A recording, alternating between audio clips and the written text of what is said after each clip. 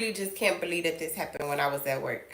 So I work PRN for a company as a caregiver. Well, we're gonna get there. We're gonna get there. So, anyways, I'm working with them and I ended up picking up a shift. So this is why I'm really just trying to figure out, do these type of things that happen to me happen to other employees? Like, do this happen at other jobs and at other spaces, or is it just the caregiving industry? Because I find that that's where like the most rudest people be, and they really be having attitudes and nasty habits that be hard to break, and they just get away with everything. And I just am so tired of seeing that. Now, I have been a caregiver for since I was 16 years old.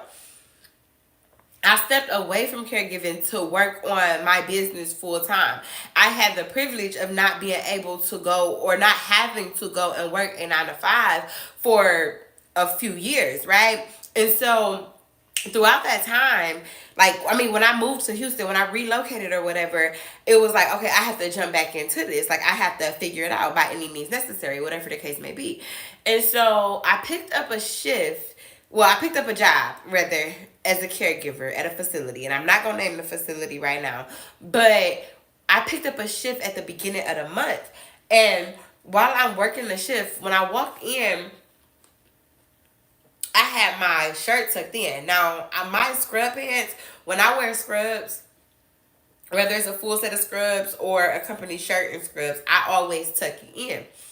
It's just comfortable for me, and I like the look. So it's just the thing that I do.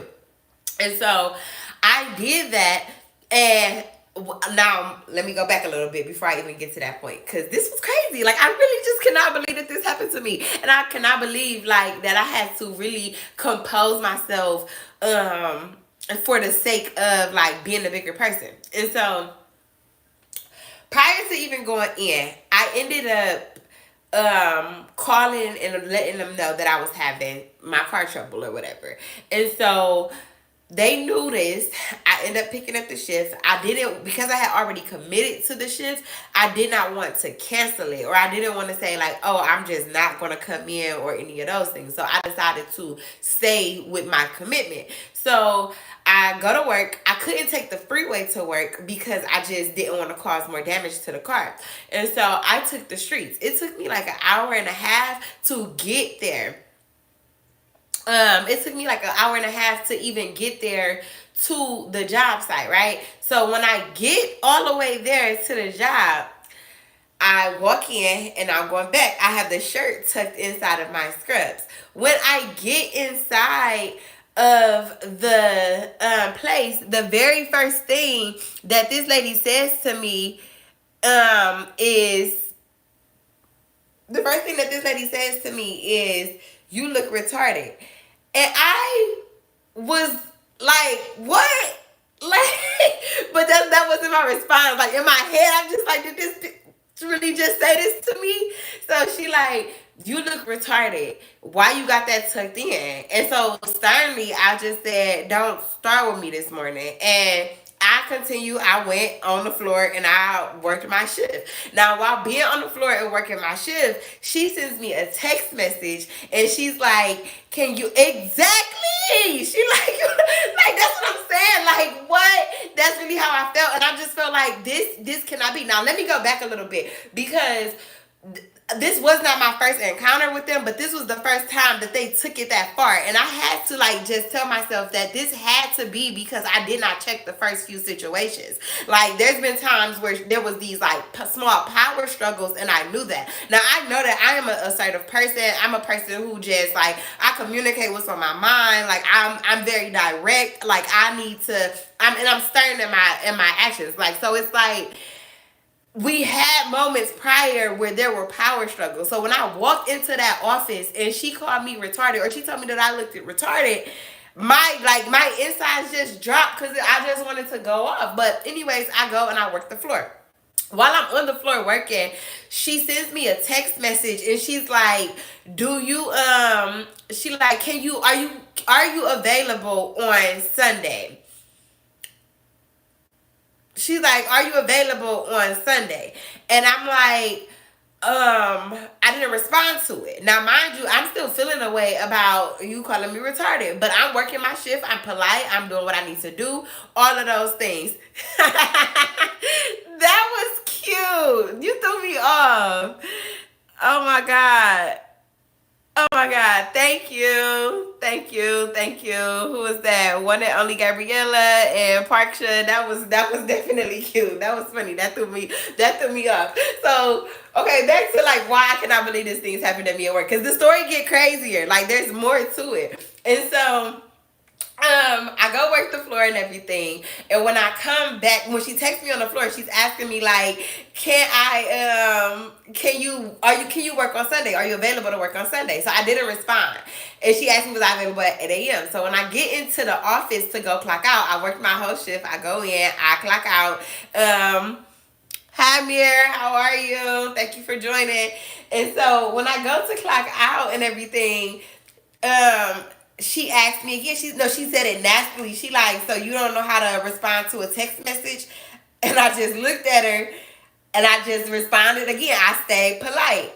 I'm like, well, I didn't respond to the message because I cannot commit to that. So she's like, I didn't ask you if you could commit to it. I asked you if you're available. And I said, I'm available, but I cannot commit. So she's like, it's either you available or you not. I said, I'm available, but I cannot commit. So she got quiet. So the supervisor's office is like right behind where she is. And so she's like, the supervisor now comes out and she yelled from the back office and she's like, well, now you have to answer to me because that doesn't make sense to me either. So this scheduler, she gonna say, that's why I just shut the fuck up because it's not making sense to me. So in my mind, I'm just like, this is so ghetto. Like, there's no way that I'm at work right now. There's absolutely no way that I'm at work right now and this is going on. And like, let me just pause to say, like, I do not, like, there's a lot of things I do not tolerate. It is so difficult for me to tolerate disrespect. And I felt so disrespected in that moment. But I'm still just doing my best to compose myself and, not act out of character or any of those things. So from that point, I'm like, I go in, leave then, take your ass on. So from that point, I go and I'm just like, girl, no. So she asked me. So she like, you gotta explain to me now. So she say that. So the supervisor come out of the office and she like, can you explain that to me now because that's not making sense. I said, well, I'm available on Sunday at 8 a.m., but I cannot commit. So she's like, well, yeah, no, for real. That's what I said. Like in the real world, that's what it is. I figure like this is the thing of you got power. And I'll get to that, but I just feel like people be getting workplaces and they feel like, oh, I got power now. And so from there, they try to enforce that power on employees, not as if we're not real people. It's like we're real people and we don't need to, you get what I'm saying, do all of that. So anyways, so I go into the space of I respond to her, I'm like, there's a difference. So she was like, I mean, well, which one is it? I said, well, do we need to pull out a dictionary at this point? Because available and committed means two different things. I am available at 8 a.m. on Sunday. I can work on 8 a.m. at Sunday. I don't mind coming in to work the shift on that day, but I cannot because my car is messed up. It took me an hour and a half to even get here in the first place. I'm like, so I don't see me being able to come in. Go ahead. I'm like, I don't see me being able, take the key. I think it's over there on the counter, on the countertop thing. And so I tell her, I'm just like, I can't, like, let's look up the definition at this point. So I get to going into my explanation. But mind you, they already knew about the car situation. So now I'm just reiterating to the supervisor, like, my car is messed up. I could possibly turn off while I'm leaving here. And it took me an hour and a half to get here. Now, mind you, the location I'm supposed to work at is like 20 minutes away from my house. So anyways, I'm like, at this point, you know what? Just take me off the schedule complete. No, before I got to that point, the supervisor told me, she's like, you're just nitpicking at this point. And I'm like, what? I'm nitpicky. I said I'm not nitpicking. Like, we can look at the definitions between available and commitment. I can't commit to something because I can't say that I'm going to get here. Yes, I'm available or whatever. So anyways, I ended up like clocking out. I get to the time clock, but as I'm walking to the time clock, I'm like, I can't believe this. Y'all talking about nitpicking. And so the supervisor yelled from the back and she's like, is there something you want to talk about? And I said, I don't have anything to say. I said what I said at this point. So now at this point, I'm agitated. You hear in my voice that I'm agitated. And yes, I'm raising my voice. My tone has changed at this point because it's like, what? Like, that was, you called me retarded. That was unprofessional as hell. You cussing me here. That was unprofessional. Like, there was just so many layers of like, what? There's no compassion. There's no understanding. And like, I'm an adult. And so I understand that. And I'm also that person of being like, I will catch the bus. Like, I'm that committed to what I'm doing. I'm not too pride so I don't have too much pride, or I'm not shameful or any of those things. My ego don't get in the way for me to be able to do those things. But it's like, I also have to know that this energy is reciprocated, or that you got me like I got you, employer or not. And so, anyways, I say this, and so I'm like, and she's saying it like, is this something you need to discuss? I'm like, no, I said what I had to say. Like, that's it. So she's like, are you sure? I said what I said. And I clocked out and I slammed the door and I left. Now, and I'm like, and I just told him, I'm like, so from right now, like, just take me off the schedule completely until further notice. And so they're like, oh, look at my purse. They might be in the purse because I used your key to get in the house. So check the purse. And so from there, I'm just like, I just needed my space. And so I pulled back and I didn't go to work. I took myself off of the schedule, all of those things. And so they text me on the 27th or the 26th, and she asked me to work a shift that was on the 27th. So I committed to the shift, and I got up on time and everything. I got up, I laid my clothes out the night before. Like, I was really ready to go in. And as I'm getting dressed, like, spirit just came over me of just being like, done. Like, you done with this. Like, this is done. Like, you don't have to accept this. You don't have to. First of all, I have been in the caregiving field for over 12 years, and y'all are paying me bottom dollar. If I post my paycheck stubs, which I don't know if I can share screen or put it on here. I don't think I can. I don't think I can do that on here. But if I post my paycheck stubs and you see the amount that I'm making, it was this thing of being like, this not worth my mental health. This not worth the stress. And I'm not telling nobody to like, oh, go quit your job or any of those things. It just really is a thing of being like, I just got the weighing it of like, why this don't make sense to me. And so long story short, I got up, I still showered, I'm putting my clothes on. And I'm just like, I'm not doing this. I'm not going in. So I did end up doing a no call, no show, which was unprofessional. And so that was like weighing on me of like, okay, no, we don't move like this. If we're gonna leave correctly, all of those things.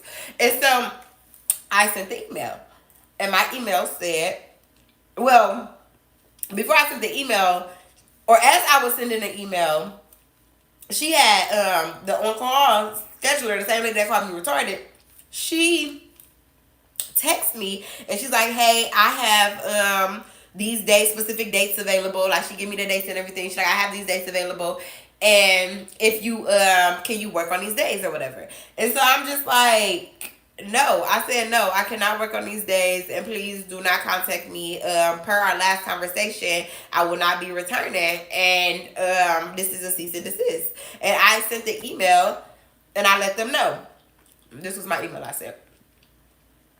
said, I hope this message finds you well. I'm writing to address a recent incident and to inform you of my decision to end my employment with blank, blank, blank. On my last shift at the beginning of August, I encountered an unsettling interaction with my colleagues. We're going to call them Lindy and Sue, at blank, blank, blank. Upon my arrival, I forgot what I just said we gonna call them, so we just gonna call them L. So upon my arrival, L greeted me with a comment about my appearance, stating, "You look retarded." I found this remark both offensive and unprofessional. Despite my discomfort, I chose to remain professional and proceeded with my duties. Later in the shift, I received a text asking about my availability for a Sunday shift. Due to ongoing car trouble, which I had previously communicated, I did not respond immediately as I was unable to commit. When I went to clock out, L questioned my lack of response and I explained my situation. C then intervened, and when I reiterated that I couldn't commit to the shift because of my car trouble, she dismissed my explanation, telling me that I was nitpicking. This remark, along with L's earlier comment, left me feeling frustrated and unsupported. As the conversation escalated, L made another inappropriate comment. That's why I just shut the fuck up, because it's not making any sense to me. At this point, I felt overwhelmed and asked to be removed from the schedule until further notice. The environment had become hostile and mentally taxing. I later received the request to work on August 27th, which I initially confirmed. However, as the time approached, the stress from the previous encounters overwhelmed me and I found myself unable to proceed with the shift. I did not call off and I take full responsibility for this no call, no show. The anxiety and mental disturbance I experienced were too overwhelming for me to manage. I want to express my concerns about the lack of professionalism and compassion shown by both L and C. Their behavior has significantly impacted my well-being, and I believe this environment is not conducive to my mental health. This was not an isolated incident, as I have experienced similar treatment during my tenure with blank, blank, blank. Therefore, I regret to inform you that I am resigning from my position effective immediately. I can no longer continue under the supervision of individuals whose actions have caused me such distress. I sincerely hope that blank, blank, blank addresses these concerns to prevent other employees from experiencing similar issues. I appreciate the opportunities I've had during my time with the company and wish blank, blank, blank all the best in the future. Thank you for your understanding. And so from there, they asked for me to schedule a meeting. Like, she asked, could she talk to me or whatever. And I'm gonna take the call, but I just made the decision to say I'm really banking on myself. Like, there is no more plan B. Again, that's not in reference to say somebody else should do something different, but for me, there is no plan B. It's really true creatives and growing true creatives. I know the lengths that I have been to, and I know that that does not even, if I can reach those places in such a short amount of time, or with half-assing myself, then I know that I can go way further if I commit myself and do this for real and go all in. So is it gonna be difficult? Yes, it's not gonna get no easier. Yes, it's gonna be like taxing on my financial situation, like, because it's something that's that was immediate, basically. So it's like I didn't really have time to plan finances and all of those things before making that decision. But I'm done. Like, there is no plan B, because I refuse to allow, like, my lows are lows. Like, my when my mental health, like, is not prioritized, things get crazy. And so I refuse to risk my mental health for the sake of pennies. I'm not doing that, especially when I know I could bank, like, I could bet the bank on me and do something different.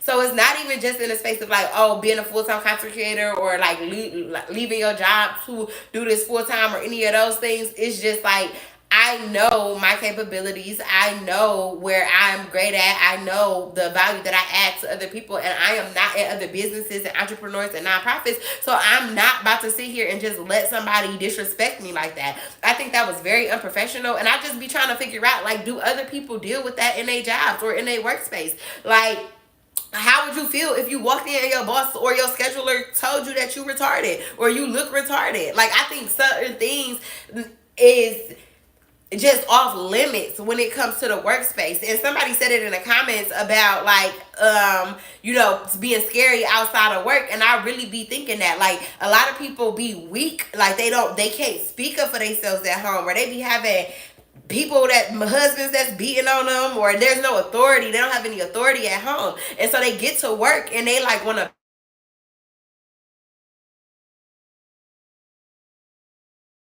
and then it's like they want to do all of these other things, and I don't understand that. It's like, I'm not the person to do that with. And so I just tell myself that I'm not settling. I'm not settling for less. I'm not about to sit back and just let no grown ass adult talk to me any kind of way. I'm also not about to continue to put myself in positions that like devalue myself. Like I know my value. I know the things that I add. And like my mental health is not worth $13 an hour. Like, it's really not. Not when I open up my mouth and get paid four-figure numbers for 45 minutes of my time. If I can do that once, I can do it twice and three times. I know that if I can build my portfolio, or because I have built my portfolio to work with the level of people that I have worked with, or the companies that I have worked with, that I don't have to accept less. And that's just the space I'm in. Now, again, my situation is not other people's situation. So I would never suggest somebody to, like, oh, get up, leave your job if